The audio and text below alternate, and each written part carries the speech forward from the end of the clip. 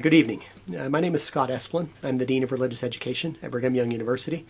I was the Religious Studies Center Publications Director from 2018 to 2021. I'm sorry I can't be with you tonight, but I'm grateful to share a few thoughts about my time working at the Religious Studies Center. I loved my time there. First and foremost, I loved the people. I loved our authors, our reviewers, the staff, the faculty, the people with whom I worked. It's a remarkable team, and so I congratulate you all on this 50th anniversary and the things you've accomplished, and look forward to your future for the next 50 years. Reflecting on my time at the Religious Studies Center, I was lucky enough to stand on the shoulders of people who preceded me and kind of set a course for the Religious Studies Center, and I hope I just didn't mess it up too much. But one thing that we did work on, one initiative or area that we sought to expand upon in my time there, prior to my time, we'd already developed a remarkable relationship with Deseret Book, and I'm grateful for that relationship as it continues to progress today. Their abilities to reach our Latter-day Saint audience primarily is remarkable, and I'm grateful for that relationship with Religious Studies Center and Deseret Book. We sought to expand some of those partnerships, knowing that there were other people whom we could reach with our products. So prior to my time, the Religious Studies Center had published a remarkable book with Abilene Christian University Press on Alexander Campbell and Joseph Smith as 19th century restorationists. And we sought to expand that in partnership with other presses. One that I was excited about and lucky enough to be involved in at the time were these two publications. In 2019, President Holland and Andrew Teal and others spoke at Pembroke College at Oxford University. And we were fortunate enough to publish their proceedings of their interfaith dialogue with a remarkable group of scholars, Catholic, Anglican, Methodist, and Latter-day Saint perspectives, and together with a press called Sacristy Press in the United Kingdom. So there is a Sacristy Press version of that book, as well as a United States distribution version of that book that we were fortunate enough to produce in partnership with another press. We continued that the next year with this book, Understanding Covenants and Communities, Jews and Latter-day Saints in Dialogue.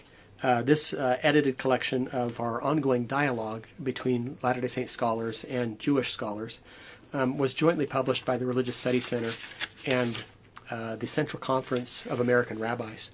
And again, trying to just expand the reach of the products that the Religious Studies Center produces. And the RSC has continued to do that. More recently, after my time, they published another jointly published product, Restorations, Scholars in Dialogue, from Community of Christ and the Church of Jesus Christ of Latter-day Saints, together with John Whitmer books. So that's one thing I was excited about in my time at the Religious Studies Center, was efforts to try to expand the reach of our product. I continue to stand by and believe that we produce remarkable content. The authors, the reviewers, the team at the RSC, from acquisitions editors to editors and designers and marketers, I think the RSC produces some of the best content available. I walk into Deseret bookstores and I'm always pleased to see RSC content there. But I don't think it reaches as many people as I hoped it would reach. And so during my time, one of our initiatives, I sometimes referred to it as our to use President John F. Kennedy's moonshot, long-term goal or dream to land a man on the moon and return that man to Earth. My goal was to, make it so that everyone knew the Religious Studies Center, that it was a household name within the Church of Jesus Christ of Latter-day Saints. I frequently referred to this quote from President Holland, given on the occasion of our 40th anniversary. President Holland said, "I would like this to become known as the scholarly voice of the Church of Jesus Christ of Latter-day Saints on matters that would normally be considered as religious studies. When people think, where do I look to see the real heartbeat of intellectual life and academic contribution for the Church of Jesus Christ of Latter-day Saints, I want them to think BYU. And at BYU, when the issue is religious scholarship, I want them to think of the Religious Studies Center." That was my goal and our primary initiative during my time at the Religious Studies Center. I'm grateful to see that coming to fruition. I hope it will continue. I've noted just recently, I was fortunate enough to see the numbers for 2024. On our website, the Religious Studies Center website, we enjoyed 3.6 million individual page views from 1.85 million individual users across 212 countries. And I'm just excited by that and looking forward to that, for that to further develop and grow. I think that's what I hope for the Religious Study Center moving forward. We produce great content.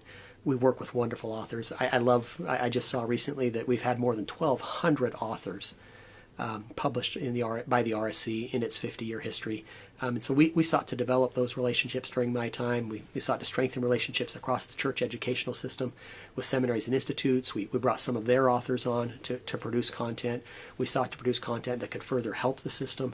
Anything we can do to expand the reach of the Religious Study Center would be my hope as we move forward in the 50 years.